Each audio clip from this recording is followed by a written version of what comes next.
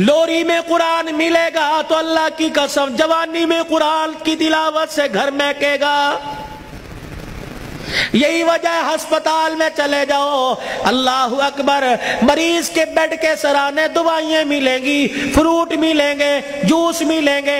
अब्बे की नाक में नलकी लगी हुई है, अम्मा को ऑक्सीजन लगी हुई है, हर कोई आ रहा है, कोई तकिए के नीचे पैसे रख रहा है, हर कोई आ रहा है जूस लेके आऊं, हर कोई आ रहा है फ्रूट लेके आऊं। मरने वाला आंखों की एनियों से आंसू निकाल निकाल के कह रहा है, ओ लोगो मुझे जूस की जरूरत कोई नहीं, मुझे फ्रूट की जरूरत नहीं, इस वक्त तो मुझे कुरान की तिलावत की जरूरत है। कुरान सुनाओ मुझे कोई आगे बढ़ के।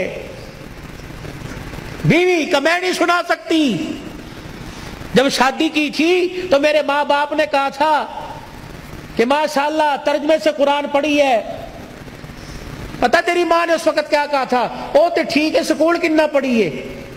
तो तेरी माँ ने कुरान पढ़ने के बजाय स्कूल को तरजीह दी थी। मैं तुझे ABC सुना सकती हूं, कुरान नहीं सुना सकती। बेटे तू मुझे कुरान सुना दे, सूरह यासीन सुना, बेटे तू मुझे सूरह रहमान सुना। हाथ जोड़ के पीछे खड़ा हो गया। और तूने कुरान नहीं पढ़ा? नहीं अब्बा जी। क्यों? अब्बा जान कसूर मेरा नहीं, कसूर तेरा है।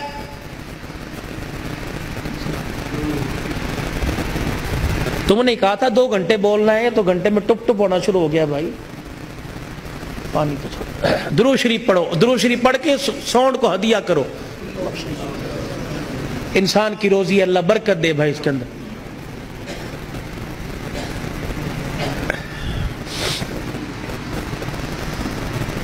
अब्बा जान आज कह रहा है कुरान सुना। किथों सुनावा तेने कुरान? अब्बा जान वो याद कर, मैं दुनिया में नहीं आया था। अब्बा तू मजदूरी करके शाम को आया, मेरी माँ तुझे देख देख के मुस्कुरा रही थी। तूने मेरी माँ से कहा था खैर होवे, आज क्यों हंस रही है? अल्लाह अकबर। तूने कहा रात नहीं, मेरी माँ ने कहा रात को बताऊंगी। अब्बा जान जब तन्हाई में मेरी माँ और तू बैठे थे, अब्बा जान मेरी माँ खुश हो के रोने लगी। तूने कहा पलिए लोग के की गल है? कह लगी मुबारक हो, तेरे घर में मेहमान आने वाला है। अल्लाह, कहा था ना। अब्बा जान याद कर, मेरी माँ के पेट पे हाथ रख के कहा था मेरी नस्ल चलेगी। कहा अब्बा तूने कहा था आने वाले को क्या बनाना है? मेरी माँ ने कहा डॉक्टर, तूने कहा वकील। मेरी माँ ने कहा खिलाड़ी, तूने कहा जज। अब्बा जान वो रात याद करो, अल्लाह अकबर, मैं माँ के पेट में सुन रहा था। तूने कहा डॉक्टर बनाना, तूने कहा वकील बनाना। अब्बा जान अम्मा जान सारी रात बहस करते रहे। किसी ने कहा डॉक्टर बनाएंगे, किसी ने कहा वकील बनाएंगे। मैं सुन रहा था, दोनों में से किसी ने सारी रात में ये नहीं कहा इसे कुरान का हाफिज बनाए। तो आज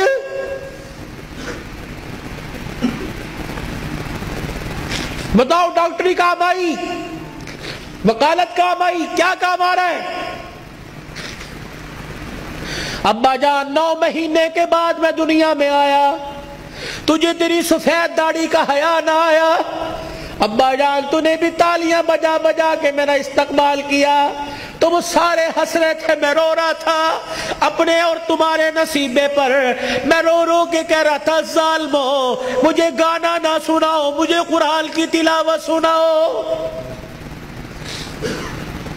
ताए चाचे मामे फुप्पी से लेकर बहन भाई अम्मा अब्बा से लेकर सबने मुझे गाना सुनाया। जब तुम गाना गा गा के थक गए, तुमने किराए पे गाने वाले बुला के घर में नचवाए। अब्बा जान मैं गाना सुनते सुनते मैं चीखे मार मार के रोया। तुमने मुझे नींद के शरबत पिलाए, तुमने मुझे नींद के इंजेक्शन लगवाए। अब्बा जान मैं सोते सोते तड़प जाता। तुम कहते परछावा पड़ गया, बच्चा उछल रहा है, मौलवी मुबश्शिर नजर साहब दब कर दो। अल्लाह की कसम मेरे पे परछावा नहीं पड़ा, बल्कि मेरे पे गाने की नहूसत पड़ गई थी।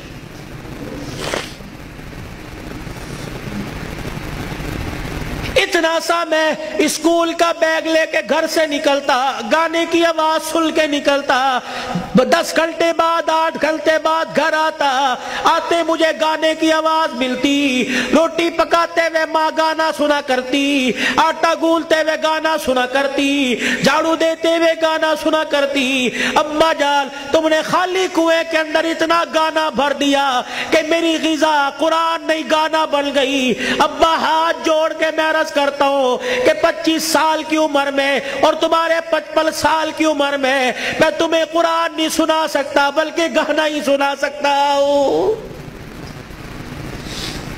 میں کہاں سے لاؤں وہ لال جو فاطمہ کی گود میں آیا تھا اور سیدہ فاطمہ الزہرا نے سینے سے لگایا اور سینے سے لگا کر بیٹے کو دودھ پلا کے مسکرا کے قرآن سنایا اور دل کی دنیا میں کہا اس قرآن کی قیمت کیا ادا کرے گا، اس مسکرانے کی قیمت کیا ادا کرے گا، اس گود کی قیمت کیا لگائے گا۔ تو حضرت حسین نے مسکرا کے ماں کی طرف دیکھا کہ اماں تو نے مجھے گود میں قرآن سنایا، انشاءاللہ میں کل کربلا کے میدان میں تجھے نیزے کی نوک پہ چڑھ کے اللہ کا قرآن سناؤں گا۔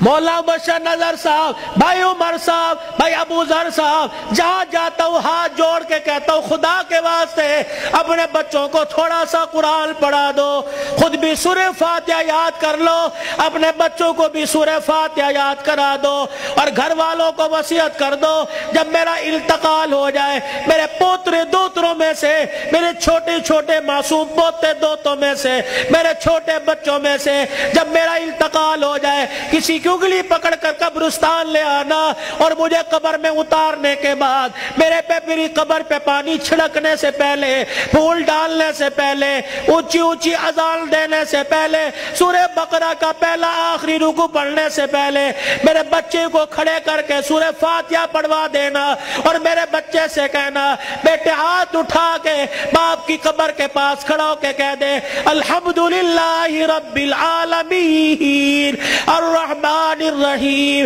جب بچہ میری قبر کے پاس کھڑا ہو کر مجھے رحمان رحیم کہے گا اللہ قبر میں سے حساب لینے والے فرشتوں کو واپس بلائے گا، یا اللہ بڑا گناہگار ہے، اللہ فرمائے گا تم قبر کے اندر کا دیکھ رہے ہو، میں قبر کے اوپر کا منظر دیکھ رہا ہوں، اس کا چھوٹا سا بچہ باپ کی قبر کے سرانے کھڑے ہو کر مجھے الرحمن الرحیم کہہ رہا ہے، میں اپنے بارے میں الرحمن الرحیم اس کے بچے سے سن کے اس کے باپ کو عذاب دوں، میں اللہ کی غیرت گوارا نہیں کرتی ہے۔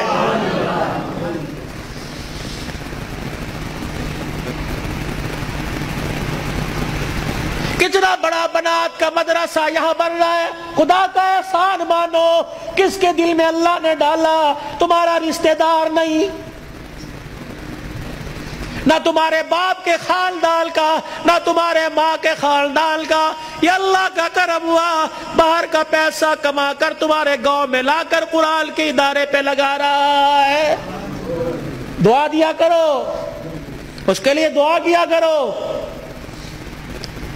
اور اپنے لیے بھی دعا کرو، یا اللہ انگلینڈ کا پیسہ قبول کر لیا، میرا پیسہ کیوں میرے منہ پہ مار دیا، میرا پیسہ ڈاکٹروں پہ لگے گا، میرا پیسہ ہسپتالوں پہ لگے گا، میرا پیسہ جھوٹے مقدموں میں لگے گا، میرا پیسہ وکیلوں میں لگے گا، یا اللہ کب قبول کرے گا، میرا پیسہ مسجد پہ لگے گا، قرآن کے ادارے پہ لگے گا، میری کمائی قرآن کے ادارے پہ لگے گی، میری دنیا بھی بن جائے گی، میری آخرت بھی بن جائے گی۔